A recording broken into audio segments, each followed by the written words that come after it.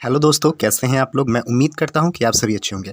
दोस्तों, ये हमारे केसेट क्यूज संविधान के इंडियन कॉन्स्टिट्यूशन के कुछ क्वेश्चंस हैं जो आपको किसी भी कॉम्पिटिटिव एग्जाम में काफ़ी मदद करेंगे। तो शुरू करते हैं। हमारा पहला क्वेश्चन है, राष्ट्रपति अपने अधिकार के अंतर्गत संविधान का हिंदी भाषा में अनुवाद कराया गया है। कौन सा अनुच्छेद है? तो 394 का क है। अगला प्रश्न है हमारा, संसद की वित्तीय समिति की सबसे बड़ी संसदीय समिति क्या होती है? तो आंसर हो जाएगा प्राक्कलन समिति। अगला प्रश्न, प्रथम बार विरोधी दल के नेता कौन थे? तो मीनू मसानी जो थे वो प्रथम बार विरोधी दल के नेता बने थे। अगला प्रश्न, तीसरी परिसीमन आयोग का गठन कब हुआ था? तो 1973 में। 1973 में तीसरी परिसीमन आयोग का गठन हुआ था। अगला प्रश्न, अंतर्राज्य परिषद का अनुच्छेद मतलब कौन सा है? तो 263 का जो अनुच्छेद है अंतर्राज्य परिषद का अनुच्छेद है। अगला प्रश्न, कुछ अतिरिक्त न्यायालय की स्थापना का उपबंध करने की शक्ति किस अनुच्छेद में है? तो 247 जो अनुच्छेद है दोस्तों, कुछ अतिरिक्त न्यायालय की स्थापना का उपबंध करने की शक्ति है। अगला प्रश्न, कैट में कुल सदस्यों की संख्या कितनी है? तो 49। कैट जो है उसमें कुल 49 सदस्य हैं। अगला प्रश्न, कर्नाटक उच्च न्यायालय की स्थापना कब की गई थी? तो 1884 में कर्नाटक उच्च न्यायालय की स्थापना की गई थी। अगला प्रश्न, संयुक्त अधिवेशन की अध्यक्षता लोकसभा के अध्यक्ष द्वारा की जाती है। कौन सा अनुच्छेद है? तो 118 का जो 4 अनुच्छेद है, संयुक्त अधिवेशन की अध्यक्षता लोकसभा के अध्यक्ष द्वारा की जाती है। यहाँ पर हमारा अगला प्रश्न है, संसद भवन की नींव रखी गई थी। दोस्तों, ये काफ़ी इंपॉर्टेंट क्वेश्चन हैं। संसद भवन की नींव कब रखी थी? तो 12/2/1921 अर्थात 12 फरवरी 1921 में संसद भवन की नींव रखी गई थी। हमारा अगला प्रश्न है, प्रश्न संख्या 11, तेलंगाना में लोकसभा सदस्यों की संख्या कितनी होती है? तो 17 होती है। अगला प्रश्न, धन विधेयक पुनः स्थापित नहीं किया जाएगा, यह किस अनुच्छेद में है? तो 109 का प्रथम है। 109 का प्रथम जो अनुच्छेद है, धन विधेयक पुनः स्थापित नहीं किया जाएगा। अगला प्रश्न हमारा हो जाएगा, कैबिनेट मंत्री में सबसे बड़ा कार्यकाल किसका है? तो जगजीवन राम का कैबिनेट मंत्री में सबसे बड़ा कार्यकाल है। अगला प्रश्न, दक्षिणी क्षेत्रीय परिषद का मुख्यालय कहाँ पर है? तो चेन्नई में। दक्षिणी क्षेत्रीय परिषद का मुख्यालय चेन्नई में है। अगला प्रश्न हमारा हो जाएगा, संसदीय विशेषाधिकार किस देश से लिया गया है? तो ब्रिटेन से। संसदीय विशेषाधिकार ब्रिटेन से लिया गया है। अगला प्रश्न हो जाएगा, 1947 के मंत्रिमंडल में संचार मंत्री कौन थे? तो रफ़ी अहमद किदवई जो थे वो 1947 के मंत्रिमंडल में संचार मंत्री थे। अगला प्रश्न हो जाएगा दोस्तों, संविधान सभा में महिला सदस्यों की कुल संख्या कितनी होती है? तो 15। संविधान सभा में महिला सदस्यों की कुल संख्या 15 होती है।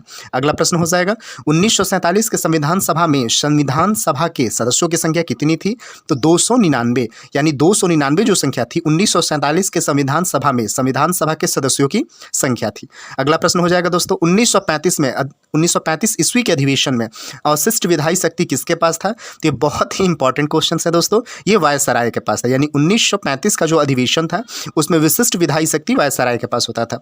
अगला प्रश्न हो जाएगा, अप्रत्यक्ष चुनाव प्रणाली की शुरुआत किस अधिनियम में हुआ था? तो 1892 अधिनियम में अप्रत्यक्ष चुनाव प्रणाली की शुरुआत का मतलब अधिनियम हुआ था।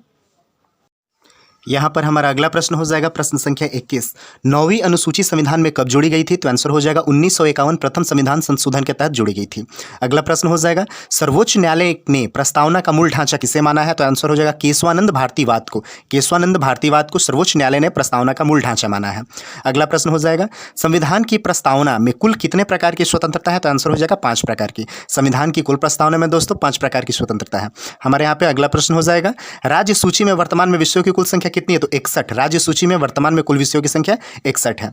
अगला प्रश्न हो जाएगा, प्रश्न संख्या 25, भारत सरकार ने गोवा दमन द्वीप पर कब पूर्णतः अधिकार कर लिया था? तो 1961 में भारत सरकार ने गोवा दमन द्वीप पर पूर्णतः अधिकार कर लिया था। अगला प्रश्न हो जाएगा, 44वां संविधान संशोधन कब हुआ था? तो आंसर हो जाएगा 1978 में। 1978 में 44वां संविधान संशोधन हुआ था। यहाँ पे हमारा अगला प्रश्न हो जाएगा, पहला निवारक निरोध अधिनियम कब पारित हुआ था? तो 1950 में। 1950 में पहला निवारक निरोध अधिनियम पारित हुआ था। यहाँ पे प्रश्न संख्या 28, अगला प्रश्न, राष्ट्रपति के निर्वाचन के लिए निर्वाचन मंडल का अनुच्छेद कौन सा होता है? तो 54 अनुच्छेद होता है। यह कौन सा अनुच्छेद होता है? 54 अनुच्छेद राष्ट्रपति के निर्वाचन के लिए निर्वाचन मंडल का अनुच्छेद होता है। यहाँ पे अगला प्रश्न हो जाएगा, सैन्य बलों की सर्वोच्च शक्ति किसमें निहित होती है? तो राष्ट्रपति में। दोस्तों, ये बहुत ही इंपॉर्टेंट क्वेश्चन है, यानी राष्ट्रपति में सैन्य बलों की सर्वोच्च शक्ति निहित होती है। हमारा अगला प्रश्न हो जाएगा, प्रश्न संख्या 30, सबसे कम मतदाता वाला क्षेत्र कौन सा होता है? तो लक्षद्वीप, ये लोकसभा का क्षेत्र, ये सबसे कम मतदाता वाला क्षेत्र है। अगला प्रश्न हो जाएगा, सबसे कम समय तक न्यायाधीश के पद पर रहने वाले न्यायाधीश कौन थे? तो कमल नारायण सिंह सबसे कम समय तक न्यायाधीश के पद पर रहने वाले न्यायाधीश थे। अगला प्रश्न हो जाएगा, महान्यायवादी का मासिक वेतन कितना होता है? तो 2,50,000 रुपये, 2,50,000 रुपये अर्थात 2.5 लाख महान्यायवादी का मासिक वेतन होता है। अगला प्रश्न, प्रश्न संख्या 33, तेलंगाना राष्ट्र का चुनाव चिन्ह क्या है? तो कार है। अगला प्रश्न हो जाएगा, चुनाव आयोग को 3 सदस्यीय आयोग कब बना दिया गया?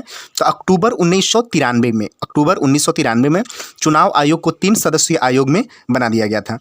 अगला प्रश्न हो जाएगा संविधान संशोधन जिसमें एक व्यक्ति 2 राज्यों का राज्यपाल हो सकता है, यह कौन सा है? तो सातवां जो संविधान संशोधन है, मतलब एक व्यक्ति जो होता है 2 राज्यों का राज्यपाल हो सकता है।